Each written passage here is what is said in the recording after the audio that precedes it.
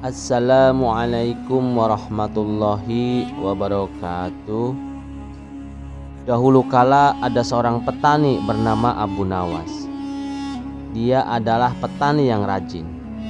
Badannya tinggi besar dan dia disegani tetangganya.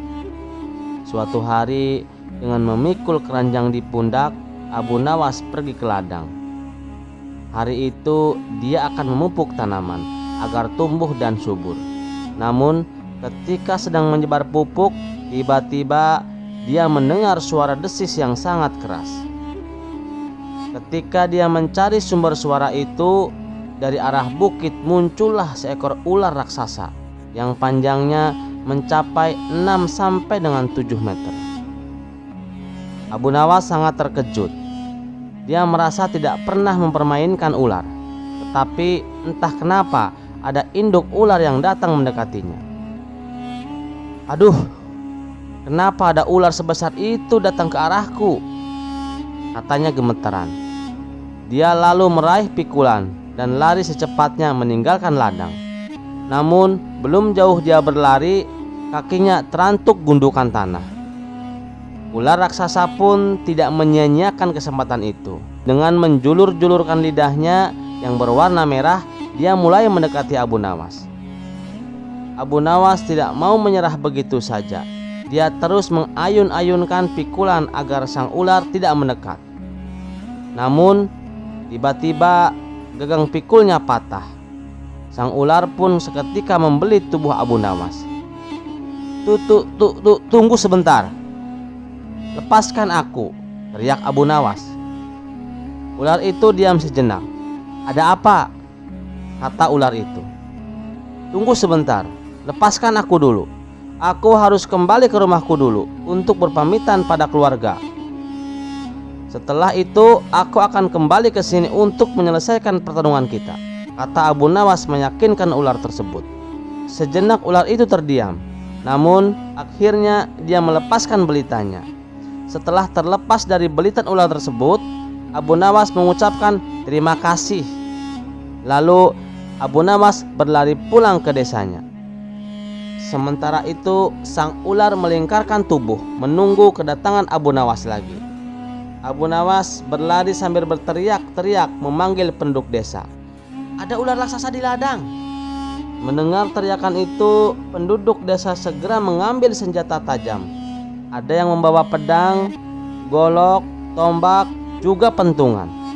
Mereka pun beramai-ramai menuju ladang tempat Abu Nawas bertemu dengan ular itu. Namun setiba di ladang mereka tidak menemukan ular itu. Hai Abu Nawas, mana ular raksasa yang kau sebutkan itu? Tanya penduduk dengan tidak sabar. Tadi ada di sini, kata Abu Nawas sambil menunjukkan jejak-jejak pertarungannya. Iya benar, ini jejak ular yang besar, kata seorang penduduk sambil menunjuk tanah bekas tempat ular itu melingkarkan tubuh. Penduduk lalu menyisir ladang dan bukit di dekatnya. Mereka membabat rumput dan ilalang, tapi tetap tidak menemukan ular itu.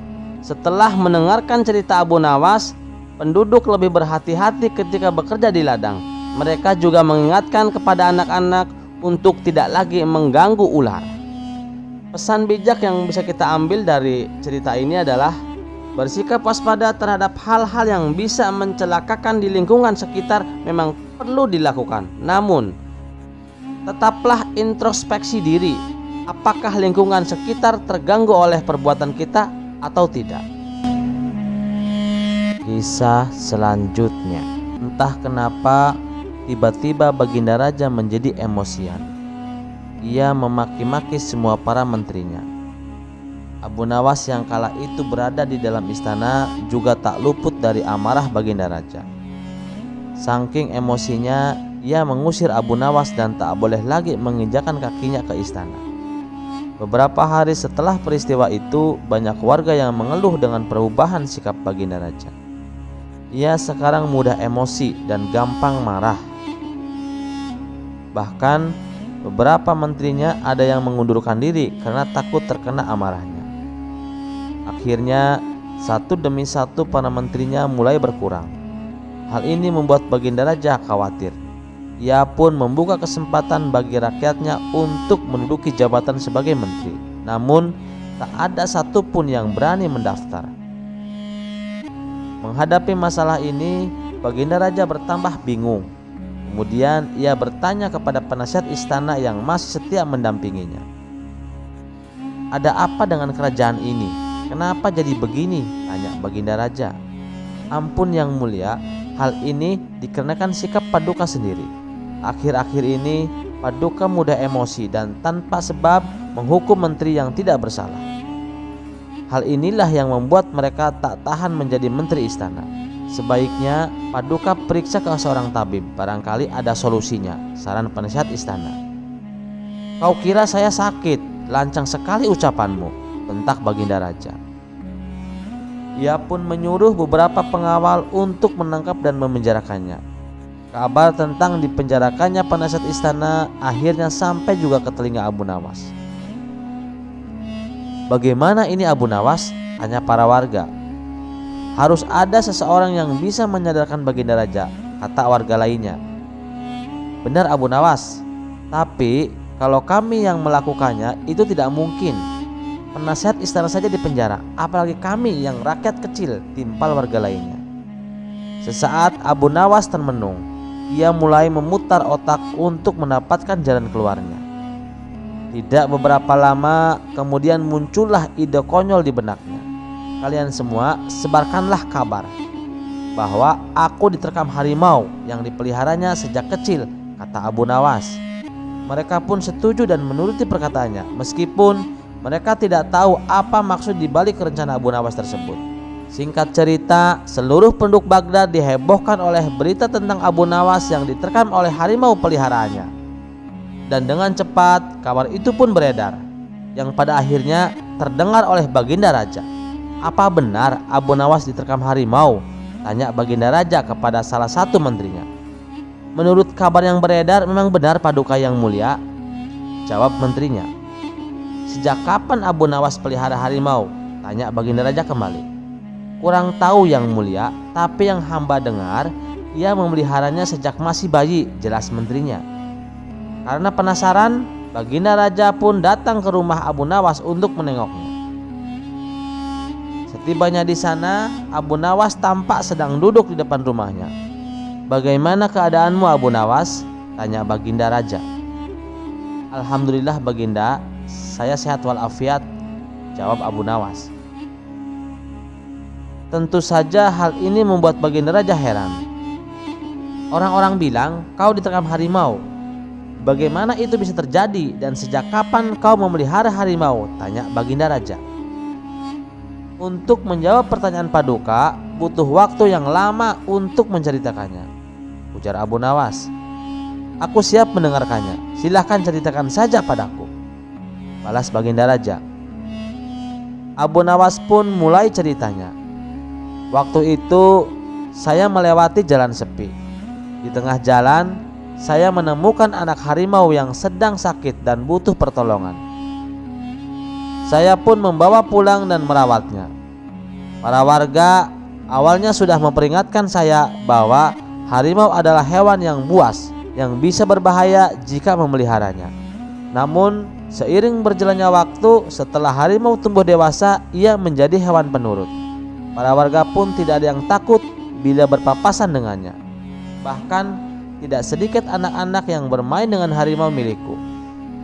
Di sela-sela ceritanya, Baginda Raja bertanya, "Kalau memang penurut, kenapa harimau itu sampai menerkamku?"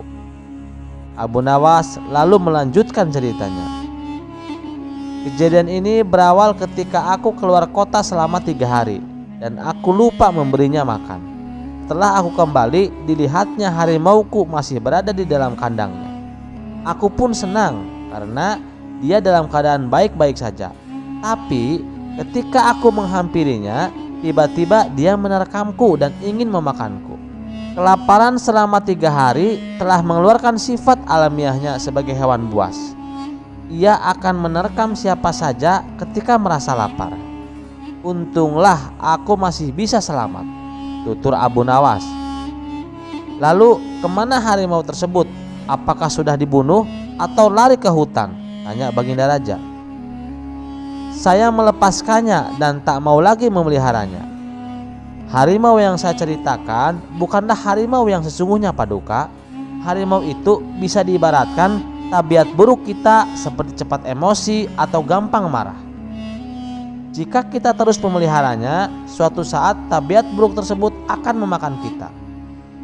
Sifat mudah marah dan gampang emosi akan dengan mudah membuat kita celaka. Maka dari itu akan lebih membuat kita aman apabila melepaskan tabiat buruk tersebut dan jangan pernah sekalipun memeliharanya. Setelah mendengarkan penuturan Abu Nawas, Baginda Raja pun tersadar. Ia selama ini telah menjadi orang-orang yang mudah emosi dan gampang marah. Oleh sebab itulah satu persatu orang-orang yang di sekitarnya mulai menghindar dan meninggalkan dirinya.